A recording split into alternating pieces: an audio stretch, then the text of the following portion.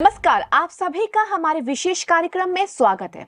आज मुझे भारतीय रूमेटोलॉजी एसोसिएशन IRA की रूमेटोलॉजिस्ट से परिचय कराते हुए बेहद खुशी हो रही है। IRA भारत के रूमेटोलॉजिस्ट का एक संघ है जो रूमेटिक रोगों के निदान और उपचार में शामिल है।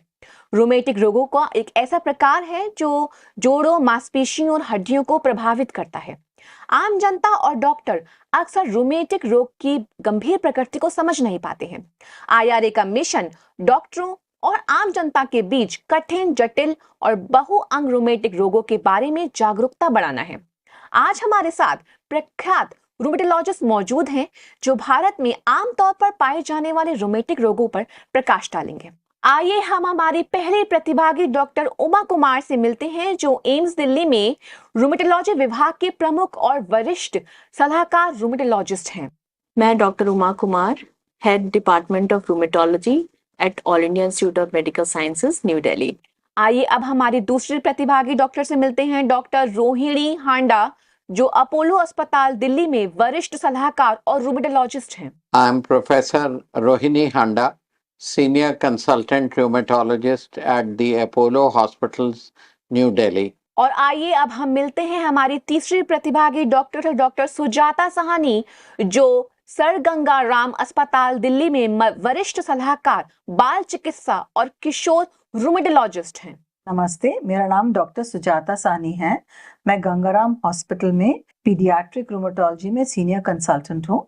यहाँ पे मैं 20 ईयर्स से ज़्यादा एक यूनिट लीड करती हूँ, जहाँ पे मेरे साथ एक कंसल्टेंट है। हम फेलोज ट्रेन करते हैं और साथ में हमारा सपोर्ट स्टाफ है। और अंत में हमारे चौथे प्रतिभागी हैं डॉक्टर PD रथ जो मैक्स अस्पताल साकेत में वरिष्ठ सलाहकार और रूमेटोलॉजिस्ट हैं। नमस्कार दोस्तों, फ्रेंड्स, मैं डॉक्टर रथ हूँ। I am a rheumatologist.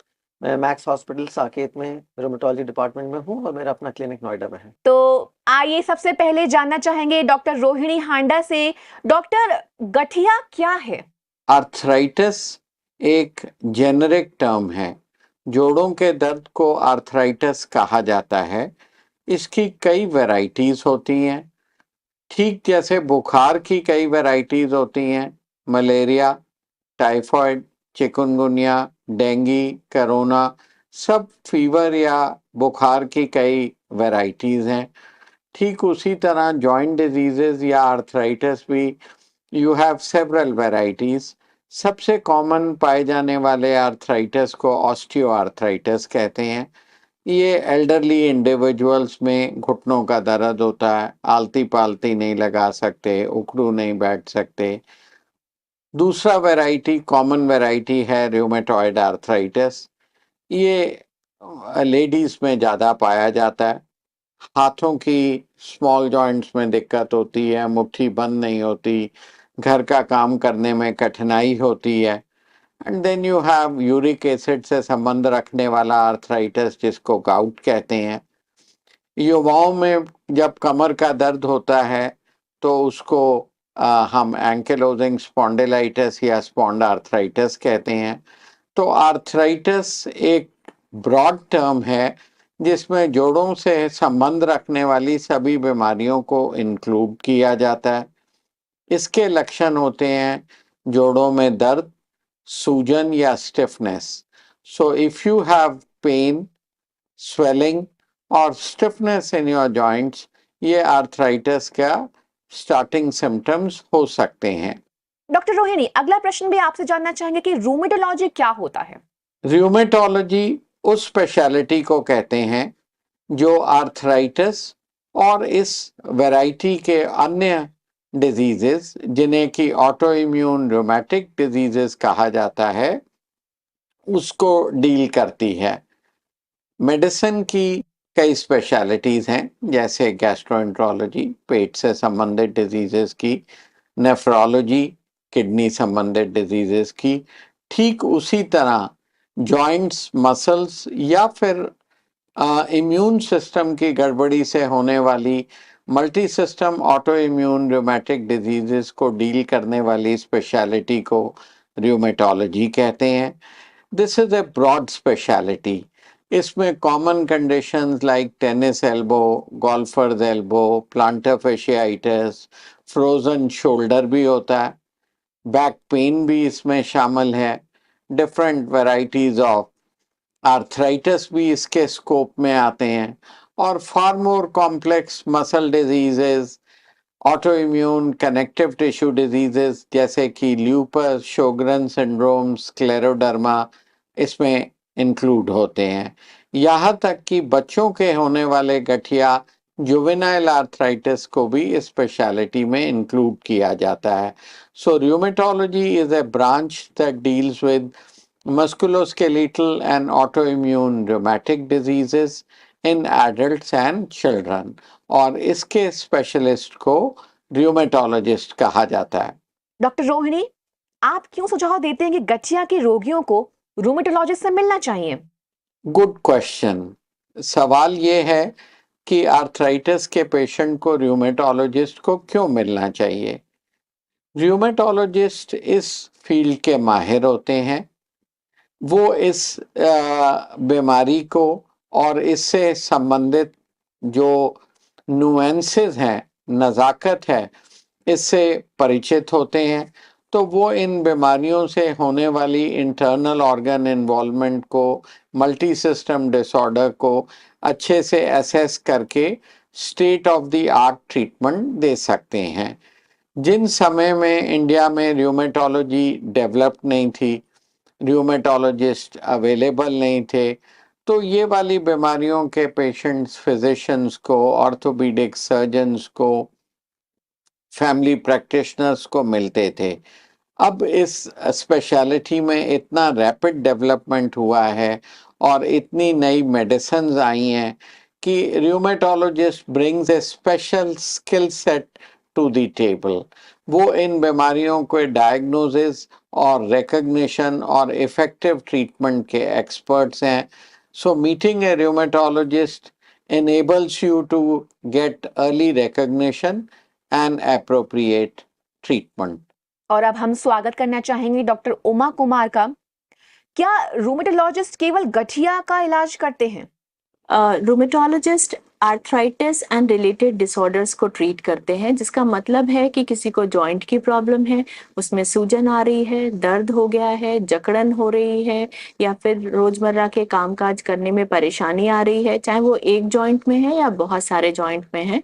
इसके अलावा जो और भी स्ट्रक्चर्स होते हैं जॉइंट के अराउंड, उनमें कोई परेशानी है, जैसे कि मांसपेशियां होती हैं, लिगामेंट्स होते हैं, टेंडन्स होते हैं, कुछ बोनी प्रॉब्लम्स भी होते हैं।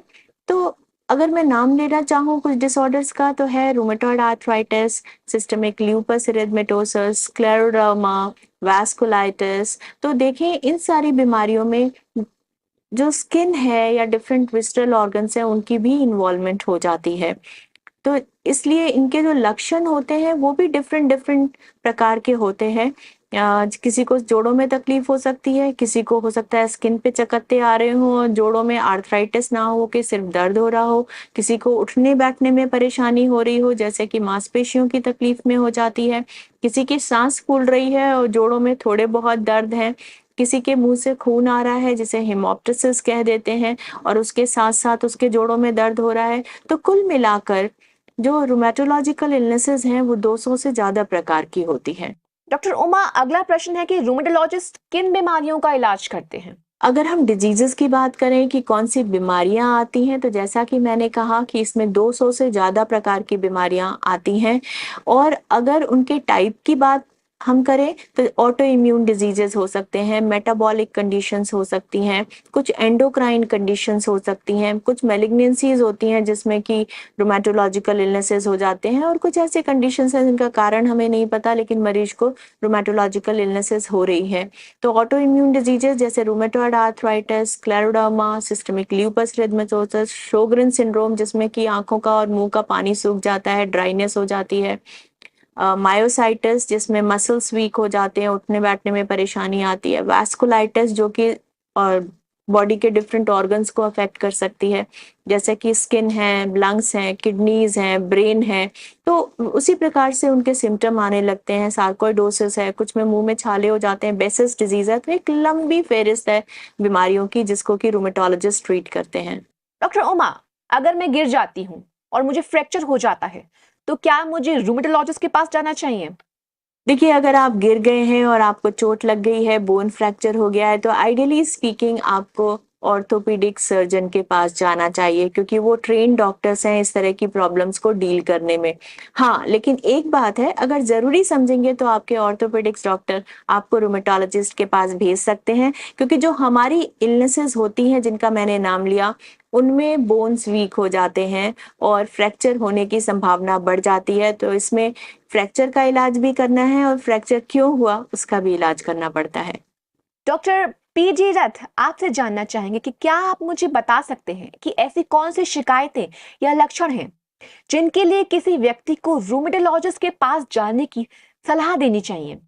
अब गठिया एक ऐसा चीज है, एक ऐसा रोग है, बीपी, शुगर, थायराइड की तरह है। अगर शुरू में इसका इलाज किया जाए तो बहुत कम दवाइयों से इसका इलाज हो सकता है, और कुछ लोगों में ये संभव है कि कुछ दिनों के बाद दवाइयां बंद भी हो जाती हैं और बिना दवाइयों के वो सही रहते हैं। लेकिन एक बार ये डिले हो जाता है, उसके बाद दवाइयां लॉन्ग टर्म चलती हैं। डॉक्टर पी डी रथ, गठिया अक्सर एक आजीवन बीमारी होती है, फिर किसी व्यक्ति को पहले रूमेटोलॉजिस्ट के पास जाने की सलाह क्यों दी जाती है? तो ये जो आर्थराइटिस यानी गठिया बाय जिसे हम समझते हैं, ये कई टाइप्स के, बहुत किस्म के होते हैं, लेकिन मुख्यतः हमें दो किस्म के जानने की जरूरी है। एक वो जिसे हम कहते हैं ग्रीन फ्लैग आर्थराइटिस, जिसमें कि जो उम्र के साथ बुजुर्गों को दर्द घुटनों में अक्सर होता है, और ये वो दर्द है जो चलने पे ज्यादा होता है, आराम करने से, बैठने से कम हो जाता है। इसके ठीक विपरीत जिसको हम रेड फ्लैग आर्थराइटिस कहते हैं, ये एक ऐसा आर्थराइटिस है जो किसी भी उम्र में हो सकता है। छोटी उम्र के बच्चों से लेके, कम उम्र की महिलाओं से लेके, यंग लड़कों को लेके किसी को भी हो सकता है। लेकिन इसके लक्षण जो होते हैं वो ठीक विपरीत होते हैं। इसमें सुबह उठने पे हाथ पैर का अकड़ जाना, कमर या गर्दन का अकड़ जाना, और ये अकड़ाहट कम से कम 1 से 2 घंटे तक रहना, और जैसे जैसे दिन चढ़ता जाए ये दर्द या ये अकड़न कम होती जाती है। तो ये, इसको हम रेड फ्लैग आर्थराइटिस कहते हैं, और ये ऐसे आर्थराइटिस हैं जिसे हमें इग्नोर बिल्कुल भी नहीं करना चाहिए, क्योंकि इनमें से कुछ ऐसे होते हैं जो सिर्फ जोड़ों को नहीं पकड़ते हैं, आगे जाके हार्ट, किडनी, लिवर, इन सबको इफेक्ट कर सकते हैं और इससे जान भी जा सकती है। तो ये वो आर्थराइटिस हैं जिनको हम ग्रीन रेड फ्लैग यानी डेंजरस टाइप ऑफ आर्थराइटिस कहते हैं। इसमें बहुत जल्द से जल्द रूमेटोलॉजिस्ट से मिलना बहुत जरूरी है, क्योंकि जितनी जल्दी आप जाएंगे और जितनी जल्दी इसका इलाज होगा, उतनी ही जल्दी हम अपने जॉइंट्स को और अपने बाकी अंगों को डैमेज होने से रोक सकते हैं। और यही आर्थराइटिस अगर हमने इग्नोर कर दिया तो जानलेवा हो सकता है। डॉक्टर पी डी रथ, पेट दर्द एक आम समस्या है, क्या कोई ऐसा पेट दर्द है जिसके लिए रूमेटोलॉजिस्ट सबसे अच्छा विकल्प हो सकता है? उसी तरह कमर का दर्द, ये एक ऐसी चीज है, एक ऐसा रोग है जो सभी को कभी ना कभी होता है। ये भी 2 किस्म के होते हैं। एक वो जो हम जिसको मैकेनिकल पेन यानी ग्रीन फ्लैग बैक पेन कहते हैं, ये अक्सर डिस्क की प्रॉब्लम की वजह से होता है, कमर झुकने की वजह से होता है, इसमें काम करने से दर्द होता है, आराम करने से बेटर होता है। लेकिन इसके ठीक विपरीत एक बैक पेन है जिसको हम रेड फ्लैग बैक पेन कहते हैं, इन्फ्लेमेटरी बैक पेन। इसमें दर्द सुबह सुबह होगा, सुबह उठने पर अकड़ाहट होगी, और ये यूजुअली यंग लड़कों को इफेक्ट करता है और रेयरली यंग लड़कियों को इफेक्ट करता है। सुबह सुबह उठने पे कमर का अकड़ जाना 1-2 घंटे तक, और जैसे जैसे दिन चढ़ता जाए वो बेटर हो जाए, रात को कमर का दर्द आना और नींद टूट जाना। तो ये वो लक्षण है। ये अगेन एक डेंजरस टाइप ऑफ आर्थराइटिस है, और इसका भी अगर सही वक्त पे इलाज किया जाए तो ये बिल्कुल कंट्रोल हो सकता है। तो सबसे इंपॉर्टेंट चीज हमें ये याद रखना है कि आर्थराइटिस एक ट्रीटेबल बीमारी है, लेकिन जल्द से जल्द रूमेटोलॉजिस्ट से मिलें और इसका इलाज करें। और अब हमारे साथ हैं डॉक्टर सुजाता। डॉक्टर सुजाता साहनी, क्या बच्चों को गठिया हो सकता है? ये बहुत अच्छा सवाल है। अक्सर ले पर्सन समझते हैं कि आर्थराइटिस या गठिया एक एल्डरली या अडल्ट पेशेंट का प्रॉब्लम होता है। ये एक्चुअली बिल्कुल गलत है। जिस प्रकार से अडल्ट पेशेंट में रूमेटॉइड आर्थराइटिस या एंकाइलोसिंग स्पॉन्डिलाइटिस लगभग 1% पॉपुलेशन में होता है, उसी प्रकार बच्चों को भी इन्फ्लेमेटरी आर्थराइटिस यानी कि जुवेनाइल आर्थराइटिस होता है। इनका इंसिडेंस कम है अडल्ट्स के कंपैरिजन में, और 1000 में से एक बच्चे को जुवेनाइल आर्थराइटिस होता है। और बिल्कुल आइडेंटिकल इंसिडेंस है बच्चों का डायबिटीज यानी कि इंसुलिन डिपेंडेंट डायबिटीज का। सो ये हमें समझना बहुत जरूरी है कि जिस प्रकार अडल्ट पेशेंट को इन्फ्लेमेटरी आर्थराइटिस होता है, वैसे ही बच्चों को भी होता है। बट ये कहते हुए हमें बहुत ध्यान से समझना है कि बच्चों का जॉइंट स्वेलिंग और पेन यानी कि आर्थराइटिस के बहुत कारण होते हैं, जिनमें infections, tumours, bleeding, developmental difficulties और कई से डिफरेंशियल डायग्नोसिस होते हैं। डॉक्टर सुजाता, अगर हो जाता तो उसकी पहचान कैसे की जा सकती है? जैसे मैंने बताया, आर्थराइटिस का मतलब होता है जॉइंट में स्वेलिंग, या जब हम जॉइंट को मूव करते हैं तो उसमें सिग्निफिकेंट पेन। आर्थराइटिस होने के बहुत कारण होते हैं।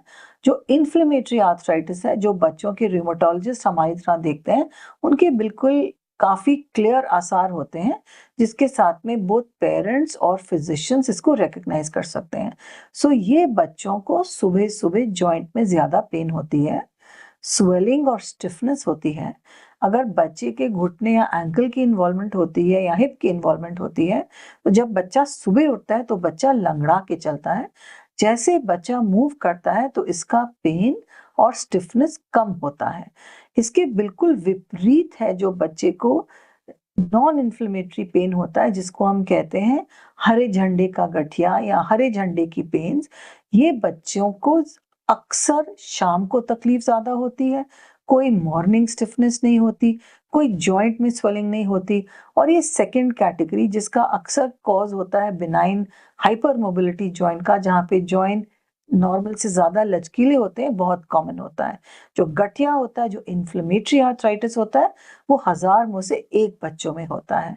और बाकी के जो कारण होते हैं, इन्फेक्शन, ट्यूमर, जेनेटिक अबनॉर्मैलिटी एक्सेट्रा, इनके स्पेसिफिक क्लिनिकल फीचर्स होते हैं जो स्पेशलिस्ट डॉक्टर्स रिकॉग्नाइज कर सकते हैं। डॉक्टर सुजाता साहनी, क्या हमारे पास इनके लिए अच्छे उपचार हैं? आज की डेट में बच्चों का गठिया रोग माने कि जुवेनाइल इडियोपैथिक आर्थराइटिस का 2024 में क्यूरेटिव ट्रीटमेंट नहीं है, बट हमारे पास बहुत अच्छे कैटेगरी की दवाइयां हैं, जिनको अगर हम ध्यान से सही तरीके से यूज करें और पेशेंट की बीमारी और ड्रग के साथ में मैच करें, तो हम इन बच्चों को बिल्कुल नॉर्मल कर सकते हैं। क्वेश्चन ये है कि जिस भी बीमारी का ठोस कारण नहीं पता होता, वहां पे विज्ञान क्योर वर्ड यूज नहीं कर सकता। इन बच्चों को हम बहुत अच्छी दवाइयों के साथ में लॉन्ग टर्म रिमिशन में डाल सकते हैं, बट आज की डेट में क्योर वर्ड हम नहीं इस्तेमाल कर सकते। पर इस एरिया में बहुत रिसर्च चल रहा है और जल्दी हमें उम्मीद है कि इन बीमारियों को क्योर का वर्ड भी हम बहुत कॉन्फिडेंटली इस्तेमाल कर पाएंगे। आज की डेट में इन बच्चों के लिए जिनको जुवेनाइल आर्थराइटिस है, फ्यूचर बहुत ब्राइट है और इसमें पेरेंट्स को और फैमिलीज को निराश होने की बात नहीं है। आपके बच्चे बिल्कुल नॉर्मल हो सकते हैं। 2 ही बहुत जरूरी चीजें हैं, सही टाइम पे डायग्नोसिस करना और सही डॉक्टर से इलाज कराना। Thank you. तो यह थी रूमेटोलॉजी और गठिया पर हमारी विशेष चर्चा। हमारे विशेषज्ञों ने इस विषय पर विस्तृत जानकारी दी है। हम सभी डॉक्टर्स के योगदान के लिए उनका धन्यवाद करना चाहेंगे। यदि आपके पास भी कोई प्रश्न है या इस विषय पर कोई जानकारी चाहिए तो हमें जरूर बताएं। इस कार्यक्रम में बने रहने के लिए आप सभी का बहुत बहुत शुक्रिया। अपना ख्याल रखें, स्वस्थ रहें। धन्यवाद।